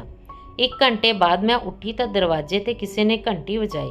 ਉਸ ਸਮੇਂ ਮੇਰਾ ਪਤੀ ਘਰ ਨਹੀਂ ਹੁੰਦਾ ਸੀ ਤੇ ਉਹ ਕਦੇ ਇਸ ਸਮੇਂ ਘਰ ਵੀ ਨਹੀਂ ਆਉਂਦਾ ਸੀ। ਮੈਂ ਸੋਚ ਰਹੀ ਸੀ ਕਿ ਪਤਾ ਨਹੀਂ ਕੌਣ ਹੈ। ਜਦੋਂ ਮੈਂ ਦਰਵਾਜ਼ਾ ਖੋਲ੍ਹਿਆ ਤਾਂ ਪ੍ਰਕਾਸ਼ ਹੀ ਸੀ। ਉਹਨਾਂ ਦੇ ਉਸ ਸਮੇਂ ਘਰੇ ਆਉਣ ਤੇ ਮੈਨੂੰ ਬਹੁਤ ਜ਼ਿਆਦਾ ਹੈਰਾਨੀ ਹੋਈ ਸੀ, ਪਰ ਉਹਨਾਂ ਦੇ ਨਾਲ ਮੈਂ ਇੱਕ ਲੜਕੇ ਨੂੰ ਖੜਾ ਦੇਖਿਆ ਤਾਂ ਮੈਂ ਸਮਝ ਗਈ ਸੀ। ਲੜਕੇ ਦੀ ਉਮਰ 16-17 ਸਾਲ ਦੀ ਹੋਵੇਗੀ। ਉਸ ਦਾ ਰੰਗ ਸਾਫ਼ ਸੀ। ਪ੍ਰਕਾਸ਼ ਨੇ ਮੈਨੂੰ ਉਸ ਲੜਕੇ ਨਾਲ ਮਿਲਵਾਇਆ ਤੇ ਦੱਸਿਆ ਕਿ ਇਹ ਸ਼ਾਮੂ ਹੈ। ਬਹੁਤ ਹੀ ਜ਼ਿੰਮੇਦਾਰ ਤੇ ਸ਼ਰੀਫ ਬੱਚਾ ਹੈ। ਹਰ ਕੰਮ ਕਰਨਾ ਜਾਣਦਾ ਹੈ। ਇਸਨੇ ਕੁਝ ਸਮਾਂ ਹੋਟਲ 'ਚ ਵੀ ਕੰਮ ਕੀਤਾ ਹੈ। ਇਹ ਘਰ ਦੇ ਸਾਰੇ ਕੰਮ ਤੋਂ ਲੈ ਕੇ ਗੱਡੀ ਚਲਾਉਣਾ ਵੀ ਜਾਣਦਾ ਹੈ। ਪ੍ਰਕਾਸ਼ ਨੇ ਉਸ ਦੀ ਤਾਰੀਫ ਕਰਦੇ ਹੋਏ ਉਸ ਦਾ ਮੋਢਾ ਥਪਥਪਾਇਆ ਤਾਂ ਉਸਨੇ ਆਪਣੀਆਂ ਨਜ਼ਰਾਂ ਹੇਠਾਂ ਕਰ ਲਈਆਂ। ਮੈਨੂੰ ਉਸ ਦਾ ਇਹ ਅੰਦਾਜ਼ ਬਹੁਤ ਚੰਗਾ ਲੱਗਿਆ। ਪ੍ਰਕਾਸ਼ ਨੇ ਮੈਨੂੰ ਦੱਸਿਆ ਕਿ ਇਹ ਇੱਕ ਬਹੁਤ ਹੀ ਗਰੀਬ ਘਰ ਤੋਂ ਹੈ। ਅੱਜ ਸਵੇਰੇ ਤੂੰ ਸੋ ਰਹੀ ਸੀ ਤਾਂ ਮੈਂ ਘਰੋਂ ਨਾਸ਼ਤਾ ਕੀਤੇ ਬਿਨਾਂ ਚਲਾ ਗਿਆ ਸੀ। ਮੈਂ ਸੋਚਿਆ ਕਿ ਮੈਂ ਕਿਸੇ ਢਾਬੇ ਤੇ ਹੀ ਨਾਸ਼ਤਾ ਕਰ ਲਵਾਂਗਾ। ਉੱਥੇ ਮੇਰੀ ਮੁਲਾਕਾਤ ਸ਼ਾਮੂ ਨਾਲ ਹੋਈ। ਇਹ ਮੇਰੇ ਨਾਲ ਬਹੁਤ ਖੁਸ਼ਦਿਲੀ ਨਾਲ ਮਿਲਿਆ ਤੇ ਇਸ ਨੇ ਮੈਨੂੰ ਬਹੁਤ ਚੰਗਾ ਨਾਸ਼ਤਾ ਬਣਾ ਕੇ ਖਵਾਇਆ। ਮੈਂ ਇਸ ਨੂੰ ਜ਼ਿਆਦਾ ਤਨਖਾਹ ਦੇਣ ਦੀ ਗੱਲ ਕਰਕੇ ਆਪਣੇ ਨਾਲ ਲੈ ਆਇਆ। ਇਹ ਤੇਰੀ ਹਰ ਕੰਮ 'ਚ ਮਦਦ ਕਰੇਗਾ ਤੇ ਤੇਰਾ ਛੋਟੇ ਭਰਾ ਵਾਂਗ ਖਿਆਲ ਰੱਖੇਗਾ, ਹੈ ਨਾ ਸ਼ਾਮੂ? ਉਹਨਾਂ ਨੇ ਸ਼ਾਮੂ ਵੱਲ ਦੇਖਿਆ ਤਾਂ ਉਸਨੇ ਜੀ ਹਾਂ 'ਚ ਸਿਰ ਹਿਲਾ ਦਿੱਤਾ। ਖੈਰ, ਮੈਨੂੰ ਵੀ ਸਕੂਨ ਆਇਆ ਕਿ ਨੌਕਰਾਂ ਦੀ ਫੌਜ ਤੋਂ ਜਾਨ ਛੁੱਟੀ ਤੇ ਇੱਕ ਹੀ ਨੌਕਰ ਘਰ ਦੇ ਸਾਰੇ ਕੰਮ ਕਰ ਲਵੇਗਾ। ਮੈਨੂੰ ਵੀ ਸੌਖ ਹੋਵੇਗੀ ਤੇ ਜ਼ਿਆਦਾ ਸਿਰ ਖਪਾਉਣਾ ਨਹੀਂ ਪਵੇਗਾ। ਸ਼ਾਮੂ ਨੇ ਸੱਚ ਮੈਨੂੰ ਬਹੁਤ ਆਰਾਮ ਪਹੁੰਚਾਇਆ। ਉਹ ਸਾਰੇ ਕੰਮ ਔਰਤਾਂ ਤੋਂ ਵੀ ਜ਼ਿਆਦਾ ਚੰਗੇ ਕਰਦਾ ਸੀ ਤੇ ਕੋਈ ਫालतू ਗੱਲ ਵੀ ਨਹੀਂ ਕਰਦਾ ਸੀ। ਹੁਣ ਮੈਂ ਬਹੁਤ ਜ਼ਿਆਦਾ ਸੁਖੀ ਹੋ ਗਈ ਸੀ। ਸ਼ਾਮੂ ਨਾਲ ਮੈਨੂੰ ਹਮਦਰਦੀ ਜਿਹੀ ਹੋ ਗਈ ਸੀ। ਹੁਣ ਉਹ ਮੈਨੂੰ ਮੇਰੇ ਛੋਟੇ ਭਰਾ ਵਾਂਗ ਹੀ ਲੱਗਦਾ ਸੀ। ਉਹ ਵੀ ਮੈਨੂੰ ਦੀਦੀ ਕਹਿੰਦਾ ਤਾਂ ਮੈਨੂੰ ਅਹਿਸਾਸ ਹੁੰਦਾ ਕਿ ਇਸ ਦੇ ਦਿਲ 'ਚ ਮੇਰੇ ਲਈ ਕਿੰਨੀ ਇੱਜ਼ਤ ਹੈ। ਇੱਕ ਦਿਨ ਜਦੋਂ ਮੈਂ ਸਵੇਰੇ ਉੱਠੀ ਤਾਂ ਸ਼ਾਮੂ ਆਪਣੇ ਕਮਰੇ 'ਚ ਨਹੀਂ ਸੀ। ਮੈਨੂੰ ਫਿਕਰ ਹੋਣ ਲੱਗੀ ਕਿ ਪਤਾ ਨਹੀਂ ਕਿੱਥੇ ਚਲਾ ਗਿਆ। ਮੈਂ ਬਾਹਰ ਜਾ ਕੇ ਦੇਖਿਆ ਤਾਂ ਉਹ ਬਾਹਰ ਬੈਠਾ ਰੋ ਰਿਹਾ ਸੀ। ਮੈਂ ਉਸ ਦੇ ਹੰਝੂ ਦੇਖ ਕੇ ਸਮਝ ਗਈ ਕਿ ਜ਼ਰੂਰ ਉਸ ਨੂੰ ਕੋਈ ਨਾ ਕੋਈ ਮਜਬੂਰੀ ਹੋਵੇਗੀ ਜਾਂ ਉਸ ਦੇ ਘਰ ਕੋਈ ਪਰੇਸ਼ਾਨੀ ਹੋਵੇਗੀ, ਨਹੀਂ ਤਾਂ ਇਸ ਤਰ੍ਹਾਂ ਨਾ ਰੋਂਦਾ। ਉਹ ਤਾਂ ਹਮੇਸ਼ਾ ਹੱਸਦਾ ਰਹਿਣ ਵਾਲਾ ਲੜਕਾ ਸੀ। ਮੈਂ ਉਸ ਤੋਂ ਕਾਫੀ ਪੁੱਛਣ ਦੀ ਕੋਸ਼ਿਸ਼ ਕੀਤੀ, ਪਰ ਉਸਨੇ ਮੈਨੂੰ ਕੁਝ ਵੀ ਨਾ ਦੱਸਿਆ। ਮੈਂ ਸੋਚਿਆ ਕਿ ਸ਼ਾਇਦ ਇਸ ਦੇ ਘਰ 'ਚ ਪੈਸਿਆਂ ਦੀ ਪਰੇਸ਼ਾਨੀ ਹੋਵੇਗੀ, ਇਸ ਲਈ ਮੈਂ ਉਸ ਨੂੰ ਕੁਝ ਪੈਸੇ ਦਿੱਤੇ, ਪਰ ਉਸਨੇ ਉਸ ਪੈਸੇ ਨੂੰ ਲੈਣ ਤੋਂ ਮਨਾ ਕਰ ਦਿੱਤਾ। ਇੰਨੇ 'ਚ ਪ੍ਰਕਾਸ਼ ਦਾ ਫੋਨ ਆ ਗਿਆ। ਉਹ ਕਹਿ ਰਿਹਾ ਸੀ ਕਿ ਅੱਜ ਸਾਡੇ ਘਰ ਕੁਝ ਮਹਿਮਾਨ ਆ ਰਹੇ ਹਨ। ਤੂੰ ਸ਼ਾਮੂ ਤੋਂ ਖਾਣਾ ਬਣਵਾ ਲਈ ਤੇ ਖੁਦ ਉਹੀ ਲਾਲ ਵਾਲੀ ਸਾੜੀ ਪਾ ਕੇ ਤਿਆਰ ਹੋ ਜਾਵੀਂ। ਤੂੰ ਜੇਕਰ ਮਹਿਮਾਨਾਂ ਨਾਲ ਗੱਲਬਾਤ ਕਰਦੀ ਰਹੇਂਗੀ ਤਾਂ ਉਹਨਾਂ ਦਾ ਦਿਲ ਲੱਗਿਆ ਰਹੇਗਾ। ਉਸ ਦੇ ਦੋਸਤਾਂ ਦਾ ਸੁਣ ਕੇ ਮੈਨੂੰ ਘਬਰਾਹਟ ਹੋਣ ਲੱਗੀ। ਮਿਸਟਰ ਖੰਨਾ ਨੂੰ ਬਰਦਾਸ਼ਤ ਕਰਨਾ ਤਾਂ ਮੇਰੇ ਵੱਸ ਤੋਂ ਬਾਹਰ ਦੀ ਗੱਲ ਸੀ। ਉਸ ਦੀਆਂ ਗੰਦੀਆਂ ਨਜ਼ਰਾਂ ਉਸ ਦਿਨ ਤੋਂ ਹੀ ਮੇਰੇ ਤੇ ਟਿਕੀਆਂ ਹੋਈਆਂ ਸਨ, ਜਿਸ ਨੂੰ ਮੈਂ ਖੂਬ ਧਿਆਨ ਨਾਲ ਦੇਖਿਆ ਸੀ। ਖੈਰ, ਮੈਂ ਮਜਬੂਰੀ ਤੇ ਪ੍ਰਕਾਸ਼ ਦੇ ਕਹਿਣ ਤੇ ਤਿਆਰ ਹੋ ਗਈ। ਲਗਭਗ ਰਾਤ ਦੇ 7 ਵਜੇ ਪ੍ਰਕਾਸ਼ ਆਪਣੇ ਮਹਿਮਾਨਾਂ ਨੂੰ ਲੈ ਕੇ ਘਰ ਆ ਗਿਆ। ਫਿਰ ਉਹੀ ਹੋਇਆ ਜਿਸ ਦਾ ਮੈਨੂੰ ਡਰ ਸੀ। ਪ੍ਰਕਾਸ਼ ਨਾਲ ਆਉਣ ਵਾਲਾ ਮਹਿਮਾਨ ਹੋਰ ਕੋਈ ਨਹੀਂ ਸੀ, ਸਗੋਂ ਮਿਸਟਰ ਖੰਨਾ ਹੀ ਸੀ, ਜਿਸ ਨੂੰ ਦੇਖ ਕੇ ਹੀ ਮੇਰਾ ਮੂਡ ਖਰਾਬ ਹੋ ਗਿਆ ਸੀ। ਮੇਰਾ ਦਿਲ ਤਾਂ ਨਹੀਂ ਚਾਹੁੰਦਾ ਸੀ ਕਿ ਮੈਂ ਉਸ ਨਾਲ ਗੱਲ ਕਰਾਂ, ਪਰ ਮਜਬੂਰਨ ਗੱਲ ਕਰਨੀ ਪਈ। ਅਸੀਂ ਡਰਾਇੰਗ ਰੂਮ 'ਚ ਬੈਠੇ ਗੱਲਾਂ ਕਰ ਰਹੇ ਸੀ। ਇਸ ਦੌਰਾਨ ਪ੍ਰਕਾਸ਼ ਨੂੰ ਕੋਈ ਫੋਨ ਆਇਆ ਤਾਂ ਉਹ ਗੱਲ ਕਰਦੇ ਉੱਥੋਂ ਬਾਹਰ ਆ ਗਏ। ਹੁਣ ਕਮਰੇ 'ਚ ਮੈਂ ਤੇ ਮਿਸਟਰ ਖੰਨਾ ਹੀ ਸੀ। ਮਿਸਟਰ ਖੰਨਾ ਮੇਰੇ ਨਾਲ ਖੁੱਲ੍ਹ ਕੇ ਗੱਲ ਕਰਨ ਲੱਗੇ ਤਾਂ ਮੈਨੂੰ ਉਹਨਾਂ ਦਾ ਇਹ ਅੰਦਾਜ਼ ਪਸੰਦ ਨਾ ਆਇਆ। 10 ਮਿੰਟ ਹੋ ਗਏ ਸਨ, ਪਰ ਪ੍ਰਕਾਸ਼ ਅਜੇ ਵੀ ਕਮਰੇ 'ਚ ਨਹੀਂ ਆਇਆ ਸੀ। ਤਾਂ ਮੈਂ ਉੱਠ ਕੇ ਬਾਹਰ ਜਾਣ ਲੱਗੀ ਤਾਂ ਮਿਸਟਰ ਖੰਨਾ ਨੇ ਮੇਰਾ ਹੱਥ ਫੜ ਲਿਆ। ਉਸ ਦੀ ਇਸ ਹਰਕਤ ਤੇ ਮੈਨੂੰ ਬਹੁਤ ਗੁੱਸਾ ਆਇਆ। ਮੇਰਾ ਦਿਲ ਤਾਂ ਕੀਤਾ ਕਿ ਇੱਕ ਥੱਪੜ ਲਾਵਾਂ, ਪਰ ਮੈਂ ਆਪਣੇ ਗੁੱਸੇ ਨੂੰ ਠੰਡਾ ਕੀਤਾ ਤੇ ਆਰਾਮ ਨਾਲ ਉਸ ਨੂੰ ਕਿਹਾ ਕਿ ਮਿਸਟਰ ਖੰਨਾ, ਤੁਸੀਂ ਇਹ ਕੀ ਕਰ ਰਹੇ ਹੋ? ਤੁਸੀਂ ਮੇਰੇ ਪਤੀ ਦੇ ਦੋਸਤ ਹੋ ਤੇ ਅਫਸਰ ਵੀ, ਇਸ ਲਈ ਮੈਂ ਤੁਹਾਡੀ ਬਹੁਤ ਜ਼ਿਆਦਾ ਇੱਜ਼ਤ ਕਰਦੀ ਹਾਂ। ਜੇਕਰ ਤੁਸੀਂ ਇਹ ਬਦਤਮੀਜ਼ੀ ਬੰਦ ਨਾ ਕੀਤੀ ਤਾਂ ਮੈਂ ਬਦਤਮੀਜ਼ੀ ਤੇ ਉਤਰ ਆਵਾਂਗੀ। ਉਹਨਾਂ ਨੂੰ ਮੇਰੀ ਇਸ ਗੱਲ ਦਾ ਜਿਵੇਂ ਕੋਈ ਫਰਕ ਹੀ ਨਹੀਂ ਪਿਆ ਸੀ। ਉਹ ਖੜੇ ਹੋ ਕੇ ਮੈਨੂੰ ਘੂਰ ਰਹੇ ਸਨ। ਜਦੋਂ ਮੈਂ ਉਹਨਾਂ ਤੋਂ ਆਪਣਾ ਹੱਥ ਛੁਡਾਉਣਾ ਚਾਹਿਆ ਤਾਂ ਉਹ ਮੇਰੇ ਹੋਰ ਨੇੜੇ ਆਉਣ ਲੱਗੇ। ਗੁੱਸੇ 'ਚ ਮੇਰਾ ਚਿਹਰਾ ਲਾਲ ਹੋ ਗਿਆ। ਮੈਂ ਟੇਬਲ ਤੋਂ ਫਲਾਵਰ ਪੋਟ ਉਠਾਇਆ ਤੇ ਉਸ ਦੇ ਸਿਰ ਤੇ ਮਾਰ ਦਿੱਤਾ। ਉਸ ਦੇ ਸਿਰ 'ਚੋਂ ਥੋੜਾ ਖੂਨ ਆਉਣ ਲੱਗਿਆ ਤਾਂ ਉਹ ਚੀਕ ਉੱਠਿਆ। ਉਸ ਦੀ ਚੀਕ ਸੁਣ ਮੇਰਾ ਪਤੀ ਅੰਦਰ ਆਇਆ ਤੇ ਉਸਨੇ ਮਿਸਟਰ ਖੰਨਾ ਨੂੰ ਕੁਝ ਕਹਿਣ ਦੀ ਥਾਂ ਮੇਰੇ ਤੇ ਹੀ ਗੁੱਸਾ ਕਰਨਾ ਸ਼ੁਰੂ ਕਰ ਦਿੱਤਾ ਤੇ ਮੈਨੂੰ ਮਾਫੀ ਮੰਗਣ ਲਈ ਕਿਹਾ। ਮੈਂ ਉਸ ਤੋਂ ਮਾਫੀ ਨਾ ਮੰਗੀ ਤੇ ਉਸ ਵੱਲ ਦੇਖ ਕੇ ਜ਼ਮੀਨ ਤੇ ਥੁੱਕ ਦਿੱਤਾ ਤੇ ਕਿਹਾ ਕਿ ਇਹਨਾਂ ਨੂੰ ਤਾਂ ਮੈਥੋਂ ਮਾਫੀ ਮੰਗਣੀ ਚਾਹੀਦੀ ਹੈ, ਕਿਉਂਕਿ ਗੰਦੀ ਹਰਕਤ ਇਹਨਾਂ ਨੇ ਮੇਰੇ ਨਾਲ ਕੀਤੀ ਹੈ। ਮੇਰੀ ਗੱਲ ਸੁਣ ਕੇ ਪ੍ਰਕਾਸ਼ ਨੇ ਮੈਨੂੰ ਬਹੁਤ ਗੁੱਸੇ ਨਾਲ ਦੇਖਿਆ ਤੇ ਮੈਨੂੰ ਕਹਿਣ ਲੱਗੇ ਕਿ ਜੇਕਰ ਤੂੰ ਮਾਫੀ ਨਾ ਮੰਗੀ ਤਾਂ ਮੈਂ ਤੈਨੂੰ ਤਲਾਕ ਦੇ ਦੇਵਾਂਗਾ। ਪ੍ਰਕਾਸ਼ ਦੀ ਇਹ ਗੱਲ ਸੁਣ ਕੇ ਮੈਂ ਹੈਰਾਨ ਰਹਿ ਗਈ ਕਿ ਕੋਈ ਵੀ ਸ਼ਰੀਫ ਇਨਸਾਨ ਆਪਣੇ ਦੋਸਤ ਖਾਤਰ ਆਪਣੀ ਪਤਨੀ ਨੂੰ ਤਲਾਕ ਦੇ ਸਕਦਾ ਹੈ। ਮੈਂ ਵੀ ਜਿੱਤ ਤੇ ਅੜ ਗਈ, ਕਿਉਂਕਿ ਮਿਸਟਰ ਖੰਨਾ ਦੀ ਹਰਕਤ ਹੀ ਅਜਿਹੀ ਸੀ।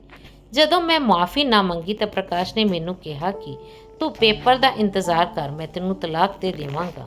ਮੈਂ ਹੈਰਾਨੀ ਭਰੀਆਂ ਨਜ਼ਰਾਂ ਨਾਲ ਉਸ ਨੂੰ ਦੇਖਣ ਲੱਗੀ। ਮੈਨੂੰ ਸਮਝ ਨਹੀਂ ਆ ਰਿਹਾ ਸੀ ਕਿ ਪ੍ਰਕਾਸ਼ ਤਾਂ ਮੇਰੇ ਨਾਲ ਇੰਨਾ ਪਿਆਰ ਕਰਦਾ ਸੀ, ਫਿਰ ਉਹ ਮੇਰੇ ਨਾਲ ਅਜਿਹਾ ਕਿਉਂ ਕਰ ਰਿਹਾ ਸੀ, ਉਹ ਵੀ ਆਪਣੇ ਇਸ ਘਟੀਆ ਦੋਸਤ ਕਰਕੇ। ਮਿਸਟਰ ਖੰਨਾ ਇਹ ਸਭ ਕੁਝ ਦੇਖ ਕੇ ਮੁਸਕਰਾ ਰਿਹਾ ਸੀ ਤੇ ਕੁਝ ਬੜਬੜਾਉਂਦਾ ਸਾਡੇ ਘਰੋਂ ਚਲਾ ਗਿਆ। ਮੇਰਾ ਪਤੀ ਵੀ ਉਸ ਦੇ ਪਿੱਛੇ ਪਿੱਛੇ ਗਿਆ ਤੇ ਮੇਰੇ ਵਰਤਾਅ ਦੀ ਮਾਫੀ ਮੰਗਣ ਲੱਗਿਆ। ਥੋੜੀ ਦੇਰ ਬਾਅਦ ਜਦੋਂ ਪ੍ਰਕਾਸ਼ ਘਰ ਆਇਆ ਤਾਂ ਉਸ ਦਾ ਮੂਡ ਇਸ ਤਰ੍ਹਾਂ ਸੀ ਜਿਵੇਂ ਕੁਝ ਹੋਇਆ ਹੀ ਨਾ ਹੋਵੇ, ਪਰ ਮੇਰੀ ਤਾਂ ਦੁਨੀਆ ਹੀ ਉੱਜੜ ਚੁੱਕੀ ਸੀ। ਮੈਂ ਆਪਣੇ ਕਮਰੇ 'ਚ ਜਾ ਕੇ ਆਪਣਾ ਬੈਗ ਪੈਕ ਕਰਨਾ ਸ਼ੁਰੂ ਕਰ ਦਿੱਤਾ ਤੇ ਉਸੇ ਸਮੇਂ ਘਰੋਂ ਜਾਣ ਲੱਗੀ ਤਾਂ ਪ੍ਰਕਾਸ਼ ਨੇ ਮੈਨੂੰ ਕਮਰੇ 'ਚ ਬੰਦ ਕਰ ਦਿੱਤਾ। ਮੈਂ ਦਰਵਾਜ਼ਾ ਖੜਕਾਇਆ ਪਰ ਉਸਨੇ ਨਾ ਖੋਲ੍ਹਿਆ। ਥੋੜੀ ਦੇਰ ਬਾਅਦ ਉਹ ਅੰਦਰ ਆਇਆ ਤੇ ਮੈਨੂੰ ਕਹਿਣ ਲੱਗਿਆ ਕਿ ਮੈਂ ਜੋ ਕੁਝ ਵੀ ਤੈਨੂੰ ਕਿਹਾ ਹੈ ਉਹ ਗੁੱਸੇ 'ਚ ਕਹਿ ਦਿੱਤਾ ਕਿ ਸਾਡਾ ਪਿਆਰ ਇੰਨੀ ਛੋਟੀ ਜਿਹੀ ਗੱਲ ਤੇ ਖਤਮ ਹੋ ਜਾਵੇਗਾ। ਅਨਪੜ੍ਹ ਲੜਕੀਆਂ ਵਾਂਗ ਹੰਗਾਮਾ ਨਾ ਕਰੋ, ਜੋ ਕੁਝ ਵੀ ਹੋਇਆ ਉਸਨੂੰ ਭੁੱਲ ਜਾ, ਤੇ ਜੇਕਰ ਘਰੋਂ ਬਾਹਰ ਨਿਕਲਣ ਦੀ ਕੋਸ਼ਿਸ਼ ਵੀ ਕੀਤੀ ਤਾਂ ਮੈਂ ਤੇਰੀਆਂ ਲੱਤਾਂ ਤੋੜ ਦਿਆਂਗਾ। ਉਂਝ ਵੀ ਦਰਵਾਜ਼ੇ ਤੇ ਲੌਕ ਲੱਗਿਆ ਹੋਇਆ ਹੈ, ਤੈਨੂੰ ਬਾਹਰ ਜਾਣ ਦੀ ਲੋੜ ਨਹੀਂ ਹੈ ਤੇ ਇਜਾਜ਼ਤ ਵੀ ਨਹੀਂ ਹੈ ਜਦੋਂ ਤੱਕ ਮੈਂ ਨਾ ਕਹਾਂ। ਤੈਨੂੰ ਹਰ ਹਾਲਤ 'ਚ ਮੇਰੇ ਅਫਸਰ ਨੂੰ ਖੁਸ਼ ਕਰਨਾ ਹੋਵੇਗਾ, ਨਹੀਂ ਤਾਂ ਮੈਥੋਂ ਬੁਰਾ ਕੋਈ ਨਹੀਂ ਹੋਵੇਗਾ। ਆਪਣੇ ਪਤੀ ਦਾ ਅਜਿਹਾ ਰੂਪ ਦੇਖ ਕੇ ਮੇਰੇ ਪੈਰਾਂ ਹੇਠੋਂ ਜ਼ਮੀਨ ਖਿਸਕ ਗਈ। ਪ੍ਰਕਾਸ਼ ਇਸ ਤਰ੍ਹਾਂ ਡਿੱਗ ਸਕਦੇ ਹਨ, ਮੈਂ ਇਹ ਸੁਪਨੇ 'ਚ ਵੀ ਨਹੀਂ ਸੋਚਿਆ ਸੀ। ਇਸ ਸਾਰੇ ਹੰਗਾਮੇ ਦੀ ਖਬਰ ਸ਼ਾਮੂ ਨੂੰ ਵੀ ਲੱਗ ਚੁੱਕੀ ਸੀ, ਕਿਉਂਕਿ ਕਮਰੇ 'ਚ ਪਏ ਫਲਾਵਰ ਪੋਟ ਦੇ ਟੁਕੜੇ ਚੁੱਕਣ ਲਈ ਮੈਂ ਉਸਨੂੰ ਕਿਹਾ ਸੀ। ਹੁਣ ਜਦੋਂ ਪ੍ਰਕਾਸ਼ ਨੇ ਮੈਨੂੰ ਇੱਥੇ ਕਮਰੇ 'ਚ ਬੰਦ ਕਰ ਦਿੱਤਾ ਸੀ ਤਾਂ ਮੈਂ ਸ਼ਾਮੂ ਦੇ ਰਹਿਮੋ ਕਰਮ ਤੇ ਆ ਗਈ ਸੀ। ਮੇਰੇ ਪਤੀ ਨੇ ਉਸਨੂੰ ਸਖਤੀ ਨਾਲ ਸਮਝਾਇਆ ਸੀ ਕਿ ਮੇਰੇ ਨਾਲ ਕੋਈ ਗੱਲ ਨਾ ਕਰੇ। ਅਗਲੇ ਦਿਨ ਪ੍ਰਕਾਸ਼ ਘਰੋਂ ਦਫ਼ਤਰ ਲਈ ਚਲਾ ਗਿਆ। ਉਸ ਦੇ ਕਹਿਣ ਅਨੁਸਾਰ ਸ਼ਾਮੂ ਨੇ ਮੈਨੂੰ ਖਾਣਾ ਦਿੱਤਾ। ਮੈਂ ਆਪਣੇ ਹੀ ਘਰ 'ਚ ਕੈਦ ਹੋ ਕੇ ਰਹਿ ਗਈ ਸੀ। ਮੈਂ ਸ਼ਾਮੂ ਨੂੰ ਉਸ ਦੀ ਮਾਂ ਭੈਣ ਦਾ ਵਾਸਤਾ ਦਿੱਤਾ ਤੇ ਉਸ ਅੱਗੇ ਹੱਥ ਜੋੜ ਕੇ ਮਦਦ ਮੰਗੀ ਤਾਂ ਉਸ ਦਾ ਵੀ ਦਿਲ ਪਿਘਲ ਗਿਆ। ਉਹ ਕਹਿਣ ਲੱਗਿਆ ਕਿ ਦੀਦੀ ਤੁਸੀਂ ਫਿਕਰ ਨਾ ਕਰੋ, ਤੁਹਾਡੀ ਇੱਜ਼ਤ ਦੀ ਜ਼ਿੰਮੇਵਾਰੀ ਹੁਣ ਮੇਰੀ ਹੈ, ਹੁਣ ਕੋਈ ਤੁਹਾਨੂੰ ਛੂ ਵੀ ਨਹੀਂ ਸਕਦਾ। ਤੁਹਾਡਾ ਪਤੀ ਬਹੁਤ ਹੀ ਘਟੀਆ ਇਨਸਾਨ ਹੈ, ਸਾਡੇ ਇੱਥੇ ਤਾਂ ਅਜਿਹਾ ਬਿਲਕੁਲ ਵੀ ਨਹੀਂ ਹੁੰਦਾ, ਤੇ ਜੇਕਰ ਕੋਈ ਆਪਣੀ ਪਤਨੀ ਨਾਲ ਅਜਿਹੀ ਘਟੀਆ ਹਰਕਤ ਕਰਨ ਦੀ ਕੋਸ਼ਿਸ਼ ਵੀ ਕਰੇ ਤਾਂ ਉਸ ਦੀ ਨਸਲ ਹੀ ਖਤਮ ਕਰ ਦਿੱਤੀ ਜਾਂਦੀ ਹੈ। ਸ਼ਾਮੂ ਦੀਆਂ ਗੱਲਾਂ ਸੁਣ ਕੇ ਮੈਨੂੰ ਅੰਦਾਜ਼ਾ ਹੋ ਗਿਆ ਸੀ ਕਿ ਉਹ ਮੇਰੀ ਮਦਦ ਜ਼ਰੂਰ ਕਰੇਗਾ ਤੇ ਮੈਨੂੰ ਇੱਥੇ ਅਕੇਲਾ ਨਹੀਂ ਛੱਡੇਗਾ। ਥੋੜੀ ਦੇਰ ਬਾਅਦ ਸ਼ਾਮੂ ਮੇਰੇ ਕਮਰੇ 'ਚ ਆਇਆ ਤੇ ਮੈਨੂੰ ਕਿਹਾ ਕਿ ਦੀਦੀ, ਮੈਂ ਤੁਹਾਨੂੰ ਇੱਕ ਗੱਲ ਦੱਸਣਾ ਚਾਹੁੰਦਾ ਹਾਂ। ਮੈਂ ਸਵੇਰੇ ਦੱਸਣਾ ਚਾਹੁੰਦਾ ਸੀ ਪਰ ਮੈਨੂੰ ਯਾਦ ਨਹੀਂ ਰਿਹਾ। ਉਹ ਘਟੀਆ ਇਨਸਾਨ ਜੋ ਮੇਰਾ ਮਾਲਕ ਹੈ ਤੇ ਤੁਹਾਡਾ ਪਤੀ ਹੈ, ਕਿਸੇ ਨਾਲ ਫੋਨ ਤੇ ਗੱਲ ਕਰਕੇ ਕਹਿ ਰਿਹਾ ਸੀ ਕਿ ਕੱਲ ਤੁਹਾਡੇ ਘਰ ਉਹੀ ਸਾਹਬ ਆਵੇਗਾ ਤੇ ਤੁਸੀਂ ਹਰ ਹਾਲਤ 'ਚ ਉਹਨਾਂ ਨੂੰ ਮਿਲੋਗੇ। ਸ਼ਾਮੂ ਨੇ ਜਦੋਂ ਮੈਨੂੰ ਇਹ ਗੱਲ ਦੱਸੀ ਤਾਂ ਮੈਂ ਸਮਝ ਗਈ ਕਿ ਮੈਂ ਮਿਸਟਰ ਖੰਨਾ ਦੀ ਜਿੱਦ ਬਣ ਚੁੱਕੀ ਹਾਂ। ਅਜਿਹੀ ਸੋਚ ਤੇ ਖਿਆਲ 'ਚ ਮੇਰੀ ਸਾਰੀ ਰਾਤ ਲੰਘ ਗਈ। ਅਗਲੇ ਦਿਨ ਸ਼ਾਮੂ ਮੇਰੇ ਕੋਲ ਆਇਆ। ਉਸ ਦਾ ਸਾਹ ਫੁੱਲਿਆ ਹੋਇਆ ਸੀ ਤੇ ਉਹ ਕਾਫੀ ਜਲਦੀ 'ਚ ਲੱਗ ਰਿਹਾ ਸੀ। ਦਰਵਾਜ਼ਾ ਖੋਲ ਕੇ ਮੇਰੇ ਕਮਰੇ 'ਚ ਆਇਆ ਤੇ ਮੈਨੂੰ ਬੋਲਿਆ ਕਿ ਦੀਦੀ, ਤੁਸੀਂ ਆਪਣਾ ਇੱਕ ਸੋਹਣਾ ਜਿਹਾ ਜੋੜਾ ਮੈਨੂੰ ਦੇ ਦਿਓ। ਮੈਂ ਉਸ ਦਾ ਚਿਹਰਾ ਦੇਖਦੇ ਹੋਏ ਬੋਲੀ ਕਿ ਸ਼ਾਮੂ, ਤੈਨੂੰ ਮੇਰੇ ਕੱਪੜਿਆਂ ਦੀ ਕੀ ਲੋੜ ਹੈ? ਤਾਂ ਉਹ ਕਹਿਣ ਲੱਗਿਆ ਕਿ ਇਹ ਸਮਾਂ ਜ਼ਿਆਦਾ ਗੱਲਾਂ ਕਰਨ ਦਾ ਨਹੀਂ ਹੈ, ਬਸ ਤੁਸੀਂ ਮੈਨੂੰ ਆਪਣਾ ਇੱਕ ਵਧੀਆ ਜਿਹਾ ਜੋੜਾ ਦੇ ਦਿਓ। ਮੈਂ ਉਸ ਨੂੰ ਆਪਣੀ ਇੱਕ ਸਾੜੀ ਕੱਢ ਕੇ ਦੇ ਦਿੱਤੀ। ਉਹ ਮੇਰੇ ਕੋਲੋਂ ਸਾੜੀ ਲੈ ਕੇ ਕਮਰੇ 'ਚੋਂ ਚਲਾ ਗਿਆ। ਫਿਰ ਥੋੜੀ ਦੇਰ ਬਾਅਦ ਉਹ ਸਾੜੀ ਪਾ ਕੇ ਮੇਰੇ ਕਮਰੇ 'ਚ ਦੁਬਾਰਾ ਆਇਆ ਤਾਂ ਉਸ ਨੂੰ ਦੇਖ ਕੇ ਮੇਰਾ ਹਾਸਾ ਨਿਕਲ ਗਿਆ, ਕਿਉਂਕਿ ਉਸਨੇ ਬਹੁਤ ਹੀ ਅਜੀਬ ਤਰੀਕੇ ਨਾਲ ਸਾੜੀ ਬੰਨੀ ਹੋਈ ਸੀ। ਉਸ ਦੇ ਜਿੱਦ ਕਰਨ ਤੇ ਮੈਂ ਉਸ ਦੀ ਸਾੜੀ ਠੀਕ ਕਰਕੇ ਬੰਨੀ। ਹੁਣ ਉਹ ਪੂਰੀ ਤਰ੍ਹਾਂ ਇੱਕ ਔਰਤ ਲੱਗ ਰਿਹਾ ਸੀ। ਉਸਨੇ ਆਪਣੇ ਸਿਰ ਤੇ ਮੇਰੇ ਵਾਂਗ ਹੀ ਲੰਮੇ ਵਾਲਾਂ ਦੀ ਵਿਗ ਲਗਾ ਰੱਖੀ ਸੀ। ਮੈਂ ਉਸ ਨੂੰ ਕਿਹਾ ਕਿ ਸ਼ਾਮੂ, ਤੂੰ ਇਹ ਕੀ ਕਰ ਰਿਹਾ ਹੈ? ਕਿ ਤੇਰਾ ਔਰਤ ਬਣਨ ਦਾ ਇਰਾਦਾ ਹੈ? ਉਸਨੇ ਮੈਨੂੰ ਕਿਹਾ ਕਿ ਦੀਦੀ, ਤੁਸੀਂ ਇੱਥੋਂ ਜਾਓ ਤੇ ਮੇਰੇ ਕਮਰੇ ਜਾ ਕੇ ਬੈਠ ਜਾਓ। ਸਾਡੇ ਘਰ ਅੱਜ ਉਸ ਦੇ ਨਾਲ ਇੱਕ ਹੋਰ ਲੜਕਾ ਆਇਆ ਸੀ ਜੋ ਸ਼ਾਮੂ ਦਾ ਦੋਸਤ ਸੀ।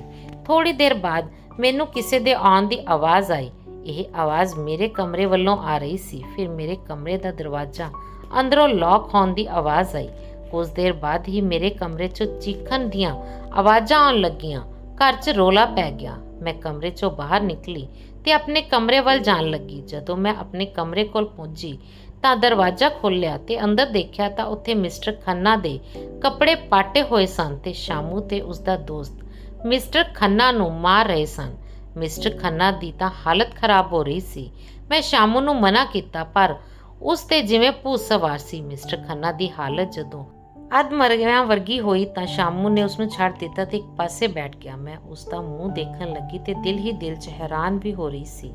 ਮੇਰਾ ਇੱਥੇ ਰੁਕਣਾ ਹੁਣ ਖਤਰੇ ਤੋਂ ਖਾਲੀ ਨਹੀਂ ਸੀ, ਇਸ ਲਈ ਮਿਸਟਰ ਖੰਨਾ ਨੂੰ ਕਮਰੇ 'ਚ ਬੰਦ ਕਰਕੇ ਉਸ ਦੇ ਮੂੰਹ 'ਚ ਕੱਪੜਾ ਪਾ ਕੇ ਸ਼ਾਮੂ ਮੈਨੂੰ ਗੱਡੀ 'ਚ ਬਿਠਾ ਕੇ ਮੇਰੇ ਘਰ ਛੱਡ ਕੇ ਖੁਦ ਪਤਾ ਨਹੀਂ ਕਿੱਥੇ ਚਲਾ ਗਿਆ।